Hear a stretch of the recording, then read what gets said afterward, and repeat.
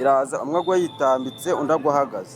None haraza bano bakobwa bari kugenda berekeza hano imbere, baturika inyuma irabakubita bagwa imbere yayo, itiza umwe waguye ihagaze, ipine rimwe rimuca ku mutwe, wandi waguye witambitse we anyura hagati y'amapine nta kintu yabaye, undi imuturitse umutwe.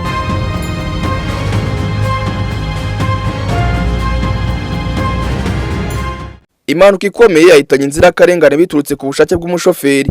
Ahazwi nko ku Ndagara, imodoka ya fuso yagunze umunyonzi n'abanyamaguru, umukobwa ahita apfa. Mu masaha nimugoroba ahazwi nko ku Ndagara hamenyekanye inkuru y'akababaro ikomeye nyuma y'uko imodoka yo mu bwoko bwa fuso ikoze impanuka yahitanye ubuzima bw'umukobwa umwe, abandi bantu barakomereka bikomeye. Iyi modoka yavuga mu karere ka Rusizi itwaye umuzigo wari imaze gupakura ahazwi nko kwa Mutangana igana mu Kinamba. Abaturage bavuga yuko yari ifite umuvuduko uri hejuru cyane maze ikandagira umunyonzi ahita agwa hasi, irakomeza yegera n'abanyamaguru bigenderaga, irabahutaza hamwe irabakandagira. Muri bo harimo umukobwa wahise asiga ubuzima, bivuga yuko imodoka yamukandagiye umutwe. Ni mu gihe kandi umukobwa yamunyuze hejuru, kubw'amahirwe ntiyamukoza y'ipine, ariko arakomereka cyane bikomeye, kimwe n'undi muntu bari kumwe nawe yakomeretse cyane.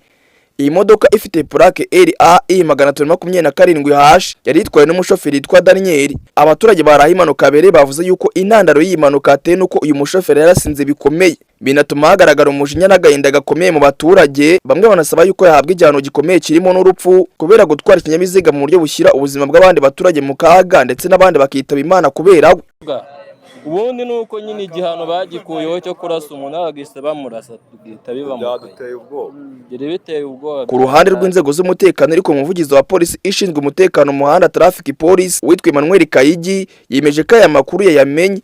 Yavuze ko umurambo witabye Imana wahise ujyanwa mu buruhukiro, mu gihe abakomeretse bikomeye bajyanwa kwa muganga kugira ngo bitabweho byihuse. Yakomeje avuga yuko umushoferi atawe muri yombi kugira bakurikiranwe n'inzego z'ubutabera. Iperereza kandi rikaba rigikomeje kugira ngo amenyekane neza icyaba cyateye iyi mpanuka mu by'ukuri. Iyi mpanuka kandi yongeye kwibutsa abatwara ibinyabiziga kwirinda umuvuduko ukabije no gutwara basinze, kubera yuko akanya gato k'uburangare gashobora gutwara ubuzima bw'abantu. Ingahe ngukoreye umushoferi nawe akaba akomeje gukurikiranwa, mu gihe abakomeretse bajyanwa kwa muganga nawe witabye Imana ajyanwe mu buruhukiro. Twifuriza iyo nguyu kuruhukira mu mahoro kandi tunihanganisha umuryango wabuze uyu mukobwa. Najya ngana inkora subscribe nimba rugambere gize kuri sheni. Ngenda cyari Obinengini Obi Time News mu mujyi wa Kigali.